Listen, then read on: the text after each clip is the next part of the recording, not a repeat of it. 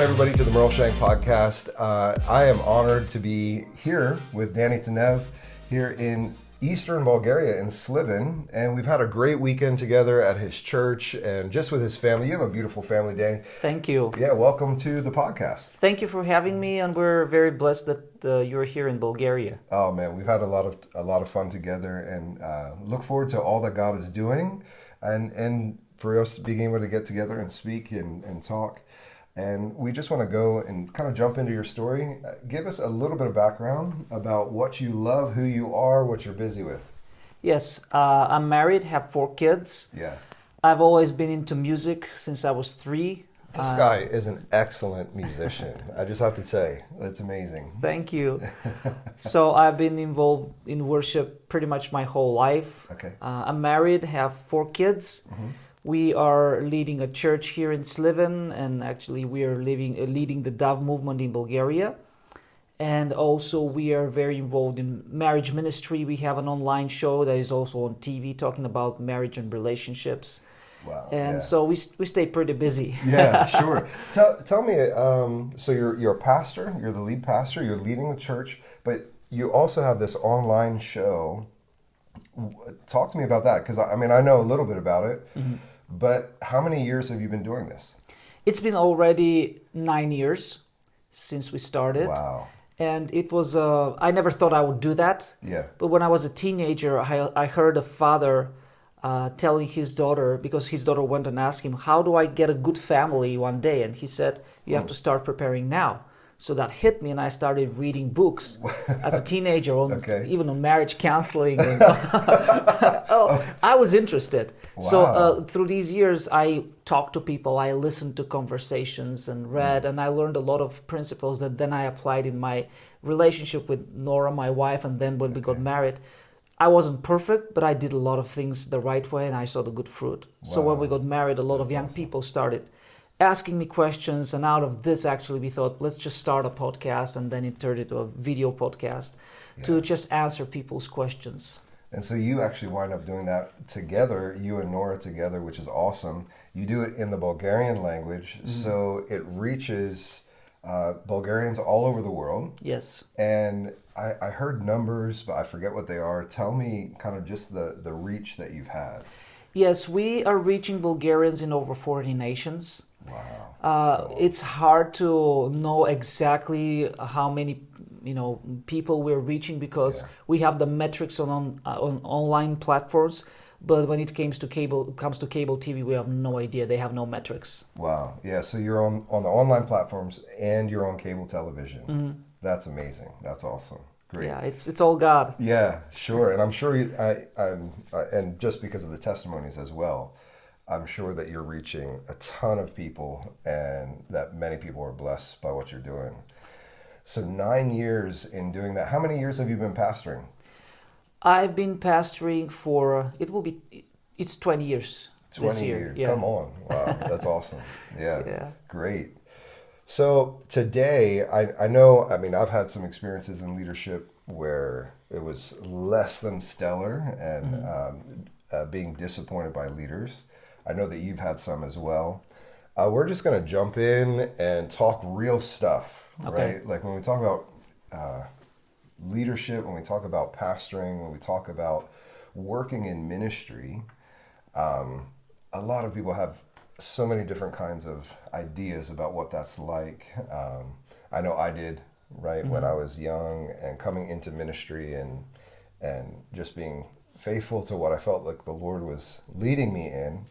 But in your journey, you start to learn some things, and I think what's happening right now in the world, there's a lot of people who have been in ministry who wind up getting disappointed by leaders. Mm-hmm. I don't know. Let's talk about that. Like, how have you overcome some disappointments that you've walked through mm-hmm. From leaders that you were working close to, and then they wound up doing things that weren't right, or mm-hmm. that were less than ideal and not biblical? And how did you keep your heart in a good place? You've been in for 20 years, similar for me. Yeah. I actually grew up in a pastor's home. Okay. So I saw a lot of good and also bad things in the ministry as I was growing. And actually, that was one of the reasons why I never wanted to become a pastor. I was like, no, I don't want to deal with that mess. But you know how God is. He orders your steps. And although I never got a revelation from God, I know that He called me to pastor. I just found myself in a situation where I knew the right thing for me was to start pastoring. So I knew it was God. I would say disappointment is a very natural thing. We all get disappointed. Although I've seen so many things, and I always say nothing can surprise me, people continue to surprise me. And of course we get disappointed. One thing I had to learn, and I continue to try to remind myself, is that everybody's capable of everything, including me. So whenever somebody does something bad, I don't get surprised because I expect everything from everyone, including me. But what I had to learn is that disappointment should not determine what I should do in my calling with God. Because just because somebody else disappointed me, he was not the one that appointed me to be a pastor. So I try to disconnect these two events and try to think, okay, yes, he disappointed me. And we went through one of our hardest times, being disappointed by a leader we served under. But again, he's just a servant of God. My master is God. So my ministry is not determined by a person, but by your employer, God. Yeah, that's really good. I think, people are people, just like what you said, right? And everybody's capable of anything. I think that's really true, because sometimes, we look at God. How do you determine who you choose to use, right? And yet those same standards of grace that allows God to choose people who are broken and imperfect allows God to choose me. Exactly. Even in my brokenness or imperfections, right? And the grace of God is just so amazing. Yeah, and it's interesting because often we think, okay, I know I'm imperfect, but how can you use this other guy? Which means I'm better than him. Right, yeah, come on. It's because when it's up to us, we want grace, but when it's up to other people, we want justice. Yeah, and we tend to give ourselves like the benefit of the doubt, right? Like, oh, well, I understand my motives. I know, what the motives that I am working out of, and if I'm not upholding some standard that I have for myself, and I'm not talking about gross moral sin or something, but if I'm late or whatever it is to a meeting, I give myself tons of benefit of the doubt, But if I'm sitting there waiting on somebody who's late, I can be like, man, this guy, he doesn't care about my time. He doesn't care about like anything like that. So I think that's human nature. Yeah, we judge ourselves according to our intentions, but we judge others according to their actions. So good. Yeah, that's true. I was telling some of my staff the other day, like we pastoral people on our team, I said, as leaders, we wind up seeing people in the best times in their life, their weddings, child dedications, that kind of thing. And we also wind up seeing people at their worst. When people come against you, or they're saying nasty things about you as a leader, or just, part of what pastors do is walk people through the final days of their life as well. And when they're going through the hardest struggle in their life. And we get to see people in both of those elements. And not everyone gets to see that. But leaders are people. Exactly. Leaders are people. So what are some principles or some things that you've learned in walking with people, maybe the leadership challenges that you've walked through with this leader you were walking through? How did you keep your heart pure? How did you keep your heart tender? Because so many people get bitter. So many people get to a place where they just want to give up on ministry, give up on God, it's not what I thought it was going to be, and people have legitimate wounds too that need to be healed. But what are some principles that you look at in your own life to stay in a place of health? One of the things that this experience brought up, not only in us, but also in people we were leading in our church, was, sometimes we can tend to idolize people, although we don't call them idols, but when we think too highly of them. And that's a very important balance to find, because you want to respect your leaders, but at the same time, remember they're humans.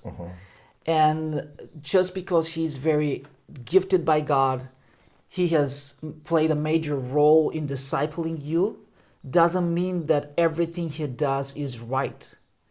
And sometimes when we have this unhealthy, I don't know if I can call it respect, or we tend to idolize people, then we become blind to wrong things they do.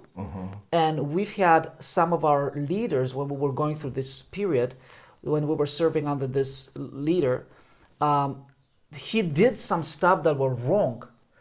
But some of the leaders in our church were thinking, okay, I know it's wrong, but if he does it, it should be right. So this whole experience really helped us stop and think, okay, who is our standard? Is it our spiritual covering, or is it our God? And something we had to do, my wife and I, as we were walking through this hard period, was on one side, we had to take a stand for righteousness and say, okay, our standing before God would not allow us to do the things you require from us. And if you continue that road, we can't serve together. We are not trying to fight you. We're not trying to reject you, but we have to be faithful first to God. And then on the other side, we had to decide that we will not fight for power, because, I never became a pastor because I wanted power. I never wanted to be a pastor. I said, I'm just here because of obedience to God. So if God wants me to continue to pastor, I'm not going to fight for him, and I'm not going to fight another person or even a leader I've been serving under so many years and who has played a major role. So this was the position we had to take, because it's always so hard when the righteousness in us see the wrongs in the others, and you're like, I gotta be the agent of God's righteousness. And you become a warrior, and then you step into a place where it's not healthy, and you're serving out of a spirit that is not a godly spirit, and you fight for power. And then the other extreme is where you're like, I'm just not gonna say anything, and I'm gonna allow God to be God. But you gotta take a stand at some point for truth and righteousness. Yeah, especially when you have responsibility. I think so many people, they think they are fighting for righteousness when, and maybe internally they're also wind up fighting for power for a little bit. But it's important that people stand up for righteousness, stand up for truth, and walk. What is it that you think causes? How do you walk that line, I guess, where someone's fallible, they're human, right? Which means that they can make mistakes, yet we have the standard of perfection, who is Jesus, and you're walking with someone like that. Let's talk about that a little bit, because we walk in the tension of relationships with real people who have real brokenness in their life. What is it that lets us know, hey, this person is safe to walk with? There is, from your perspective, from your we are all broken, right? But some people are much more broken than others, right? And to me, the line is, whenever your brokenness starts destroying, that is a place where you have to put a standard, take a stand and say, we can't do that in that way. You got to get help, especially when it crosses moral boundaries. On the other side, everybody's struggling with all kinds of stuff, So as long as somebody's honest about his struggles, and we're not talking about sin here, but he has the right accountability, and you see that he is striving to change and to growth, yeah, we can walk together. We're all growing. We're all on the road to growth and to God. Yeah. So this is where I would say I draw the line, although it has all kinds of shades of gray, and that's why we need the wisdom of God and the counsel of wise people around us. Right. But also through that whole process, another principle that always led me was, what is the right thing to do? Mm-hmm. What is the right thing to do? Not, okay, what are the consequences going to be? So I got to control the consequences. Because in the beginning, I tried that.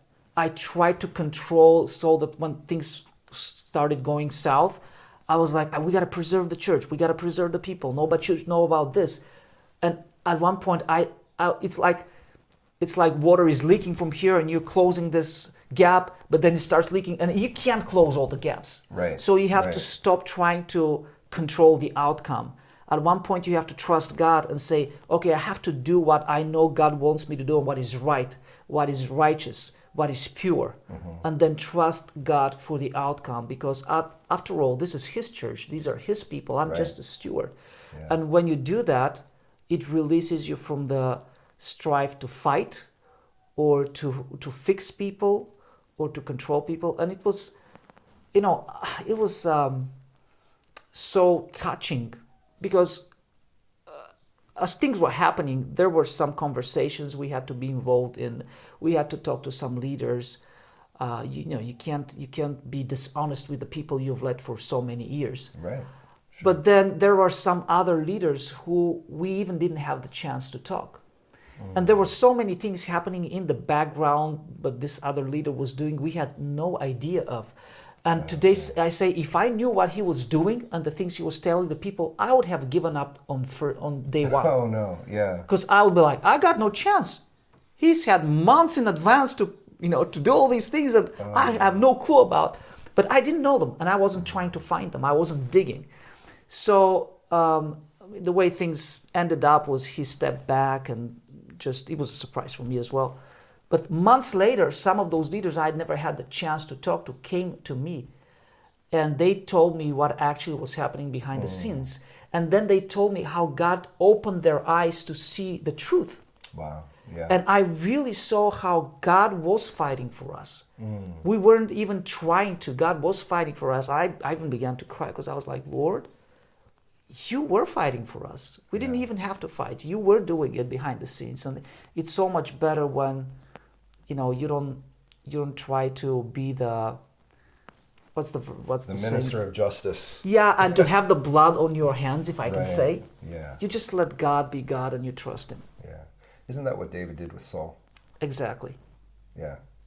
Let God sort it out. Didn't run from the truth, right? Didn't hide the truth. Yeah. Saul was after him, right? But yeah, he was righteous and integral in his own dealings with that. How did you keep your own heart through all of this, from becoming bitter, from becoming jaded, resentful? How did you keep that, or how did God keep you in that sense? I think it was a variety of things. First, this is the basic teachings of Christianity: forgiving, letting go of bitterness. I mean, this is the ABC of Christian life. Right. If we can't do that, we're in a bad shape. And it is hard. It is very hard. But we got to be able to do it. Also, I saw the bad fruit of bitterness and unforgiveness, and I didn't want to be there. Yeah. I didn't want to have that life. I preferred to leave and go away and do something else than to be bitter. And also walking with spiritual parents was just invaluable. It was amazing. Because they were like a check for us. We would almost be on the phone with them every day, because every day was happening something new was happening. Or like, this is what's happening. We are thinking about responding in that way. What do you think about that? And most of the times they even didn't tell us what to do. Sure. But they were our check. Okay, are we doing the right thing? Do you think our heart is on the right place? Do you see anything in us that you are concerned about? And their affirmation was giving us a lot of freedom and peace that we are walking in the right spirit. Yeah. And that was one of their major role, and also one of their major advice to us is don't respond with the same spirit, because you can't fight that spirit of bitterness and of control with the same spirit. Yeah. Because if you try, it's going to end up really ugly for everybody. So you didn't go through this whole season alone. Oh no, we didn't. Yeah. Wow. So you had mentors, you had people speaking into your life, helping you walk through that, which I think is a real key. Yeah. Right? Because when you walk through something like this, it's very natural for you to think at some point, am I actually wrong? Do I see the situation correctly? Is my version really correct? Am I self-deceiving? Or am I blind to something? Yeah, because sometimes the spin, like the narratives that get told or that go around, and it's hard to kind of walk through that and determine what's actually happening, what's actually being said, what's actually true in the moment. I think, when you get through it and you're able to look back, you can kind of see things a lot clearer or more clear. But in the moment, you have those questions. Yeah. Like, am I even seeing this right? And mentors are huge in that place. So your mentors helped keep you grounded. They gave you confidence that, okay, this is the right pathway to take. This is the right way to walk through this. When did you get those mentors? Well, we became a Dove Church in the year of 2000. Okay. And since there we have walked with the family, and we firmly believe in the values of relationships, spiritual parenting, and not trying to be a Rambo, a warrior by yourself, but we are a body.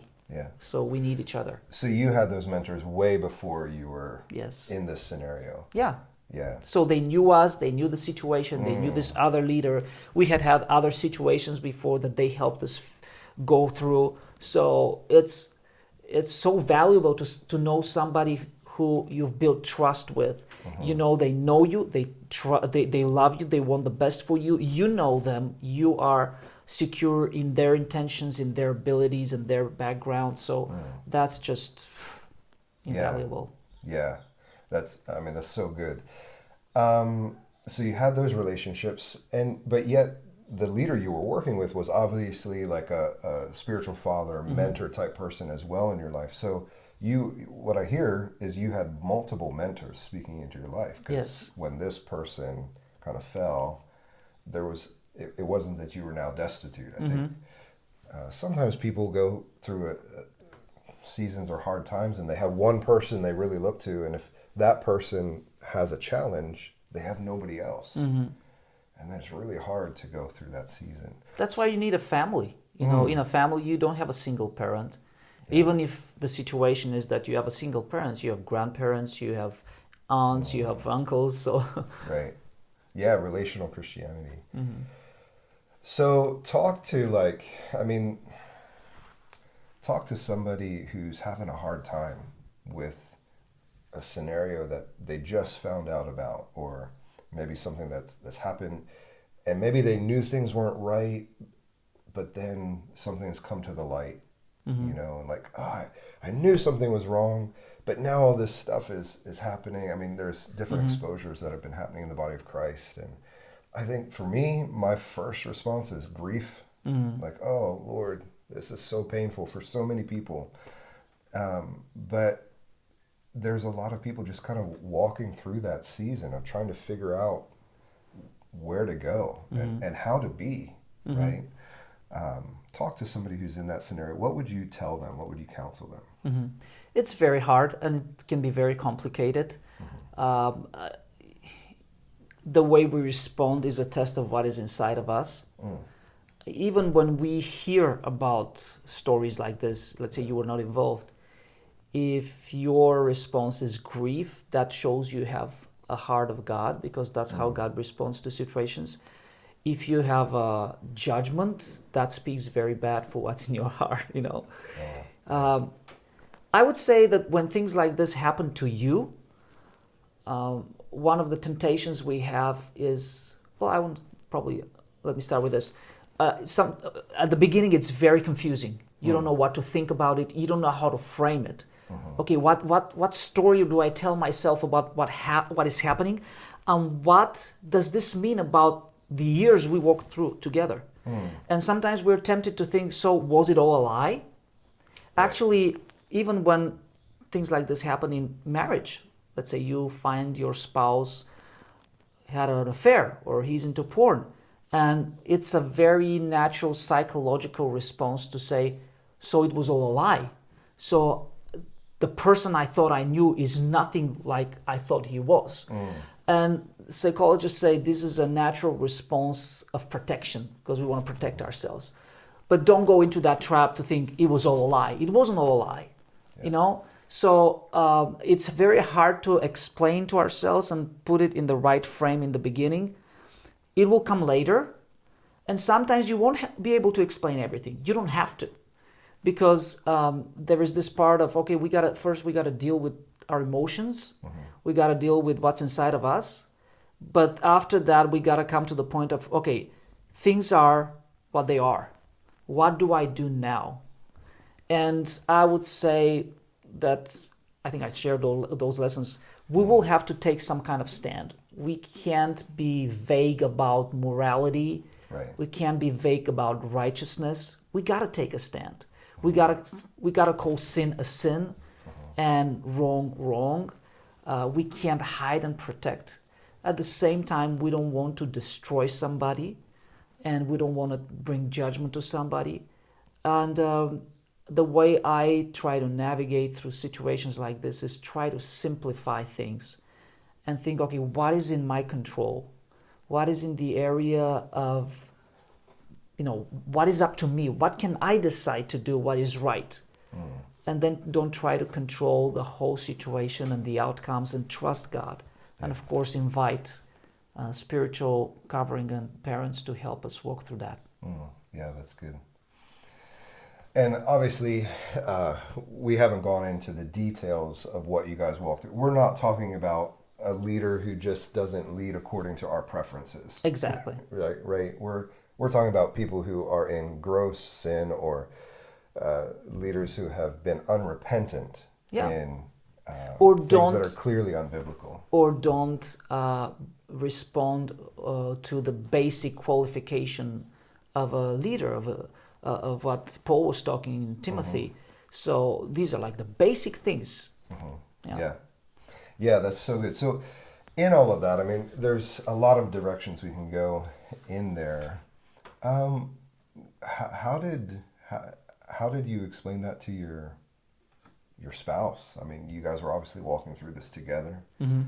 How did you guys survive together? I mean, you had mentors, but what was it like for you and Nora? I think experiences like this test the health of your marriage. If you have a healthy marriage, that actually brings you closer, and that's what we experienced. Although it was very hard, it really brought us closer. We were the closest partners. We were together in this. If your marriage is not in a good place, this can destroy it. So we had no issues of how did we survive. Actually, that brought us together. I was vulnerable with her. She felt even closer to my heart, to what I was experiencing. She was supporting me, and I really felt like she was a strong partner. And that played a major role. That's why I believe that, so we were safe for each other, to be vulnerable to one another. We live in a society where we try to escape discomfort, problems, dangers, and I mean, don't go search for them. but actually, good advice. Yeah, don't cause them. You'll have enough opportunities to walk through hard times. I mean, Jesus promised it. In this life, you will have troubles. Yeah, so it's true. But don't run away from them. Don't panic when they come, because actually they can produce something really valuable. That's so good. I think there's a lot of takeaways that can happen out. If you want to hear more or just need to reach out to Danny and Nora, you can do that. But I think just having people to walk through challenges with and having them ahead of time. I heard one preacher say this, and like, when is the best time to fix a hole in your roof? Right? It's in the summer, when the sun is shining, and not in the middle of a hurricane, not in the middle of a crisis. And so and I think really that speaks to the value of investing in relationships for the sake of the relationships themselves, rather than just, I'll find a mentor when I need one, right? Like when there's a crisis, we'll go and find that marriage counselor, right? Or we'll go and, instead of having some of those relationships and support structures in our lives ahead of time, where they know you, you know them, there's a high trust equity that exists, and they can help you, whatever it is, if it's in leadership, marriage, whatever, right? So that's the value of being open in our relationships. You prepare before the storm. You prepare before the competition. If you start preparing when you go to the Olympics right before the start, you're late. You're done. Right. Yeah, that's good. That's a great analogy. And that's actually what we teach people in church. And I even often tell them, storms are going to come. So if you wait to build your faith when storm comes, if you wait to have good relationships in church when storm comes, and then you run and like, I'm in trouble, you're too late. You're too late. You got to build strong faith and strong relationships. So when the storm comes, and it will come, you're prepared. Yeah. So you've walked through this really hard season. How did that affect like your marriage ministry? Because you've been doing that for a long time. Yeah. And so you have, because this happened in the realm of the church. Yeah. But you guys were also still ministering to people online, having this large crowd of followers online. Was it something that was kind of like two separate things, or did they bleed together? How did this affect you guys in that? That was also a concern we had, because some of the problems that we were going through could have potentially impacted our ministry as well. Okay. So we had that period when we were thinking, oh God, this can even destroy our marriage ministry, and we have. We didn't cause it, okay? Yeah. It's not like we did something. We found ourselves in this situation. But again, you don't try to control the outcome. You just say, okay, I'm just going to be faithful. So it's really up to you, God. Yeah. If you want us to continue, you will preserve us, and we know we know we walk in purity. We know we haven't done anything wrong. So we are here because of you. We are serving these people because of you. We are doing this marriage ministry because of you. So if it's time for it to end, we trust you. It means our period is done. If not, we'll continue. And by the grace of God, it wasn't impacted in any way. And we're still continuing to serve. And I would say, even as a church, we're at a much healthier and better place today. Okay. Wow. Praise God. So let's kind of like fast forward now. You just wrote a book. Yes. Okay, tell me about this. It was something that, did you just sit down in 6 months you wrote a book? Or? No. Okay. Well, through these years of serving in the capacity of, doing a podcast on marriage and relationships, and doing seminars and speaking all around the nation and in other nations too, there were so many people telling me, you got to write a book, you got to write a book. So at one point I said, okay, I'll write a book. And I thought it was going to be really quick. Because I'm like, man, I got so many materials. I've talked about so many topics. I'm just going to do it in a couple of months. And it took me 4 years.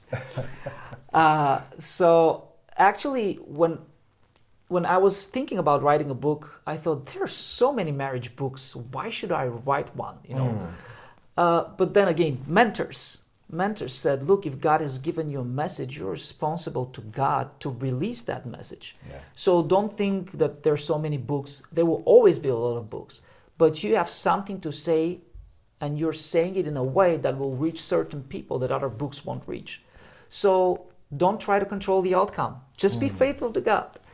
And so I thought, okay, can I write a book? What are the things what are like the basic things that if a couple does, they will have a great marriage. Not a perfect marriage, but a healthy marriage, which are like the basics of marriage.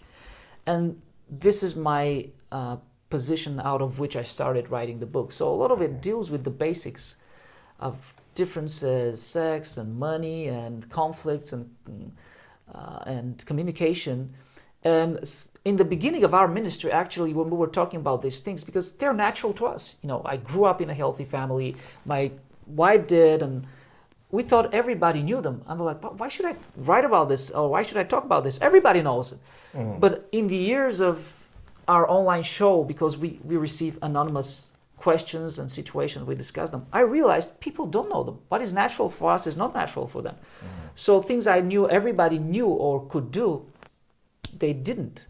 So this is why I wrote this book, and it took me 4 years because I have a big family. I have a lot of things going on. So you start writing and then something comes up and you can't write for months. And it was a struggle, but something that you told me, I think it was a year or 2 years ago when I was sharing my struggles with you. Man, I want to finish that book. I know it's important. I want to be faithful to God, but all these things come up in my life and I plan, okay, I'm going to write this month, and then somebody gets sick in my house and I can't sleep and I can't write and I barely can survive.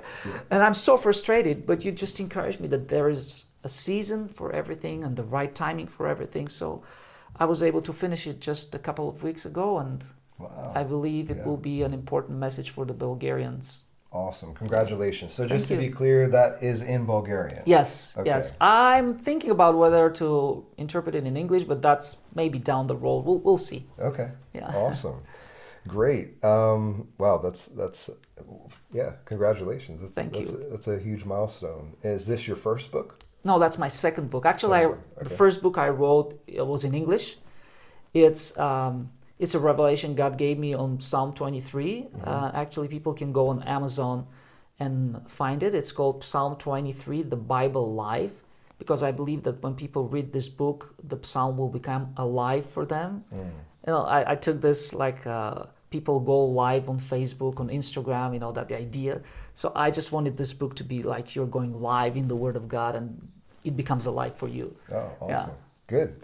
All right. So Amazon.com, right? That's where we can get it. And then just what are you excited for in this season? Like what are you excited for what God's doing? What are you passionate about? You just finished your book. Have you released it yet? On marriage, the book on marriage? No, it will be released in the autumn. Okay. Yeah. All right. Good. Yeah. So tell me, what's God doing? What are you excited for in this season? My wife and I are really excited, and it's a passion for us to see healthy families. Because healthy families are the foundation of a healthy society. And it's interesting to see this way in society towards marriage. I don't know how exactly it was in the United States, but in Bulgaria, 20 years ago, the mainstream narrative was marriage is just a paper. It's nothing. So people were saying in about 10 years, people will not be even marrying. Marriage will be non-existent because we're modern today. We know stuff that people did not know before. We don't want to be enslaved by marriage. So marriage is not important. And as Christians, we were fighting for the importance of marriage.